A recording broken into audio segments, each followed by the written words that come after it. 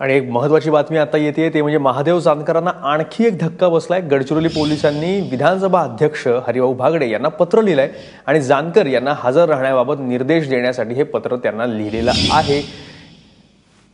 गुन्हा दाखल झाला असल्यानं चौकशीसाठी हजर राहण्यासाठी हे पत्र जे आहे गडचिरोली पोलीस स्टेशनने जिथं गुन्हा दाखल झालेला आहे निवडणूक आयोगाच्या निर्देशानंतर जानकरांसंदर्भातलं हे पोलिसांचं पत्र अध्यक्षांना लिहिण्यात आलेलं आहे। कारण अधिवेशन सुरू आहे त्यावेळेस पोलिसांना कारवाई करता येत नाही आणि म्हणून त्यासाठी त्यांनी अध्यक्षांना पत्र लिहिलं आहे। रश्मी पुराणिक आपल्याला अधिक माहिती देतात। रश्मी पुराणिक।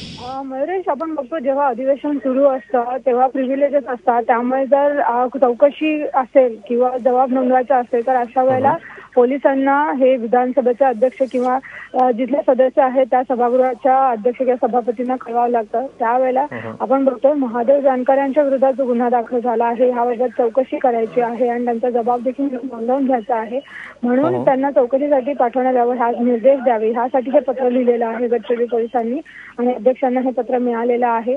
आपण बघतो अधिवेशनाचा उद्याचा शेवटचा दिवस आहे, त्यामुळे पुढील जी कारवाई होते, कारण जेव्हा केव्हा अशा पद्धतीचं पत्र येतं विधानसभेमध्ये देखील या संदर्भात इन्फॉर्म केलं जातं, त्यामुळे आता पुढील कारवाई काय असेल त्यांना जावं लागणारच असणार। निर्देशाबाबत काय देतात विधानसभा अध्यक्ष हे पाहावं लागेल।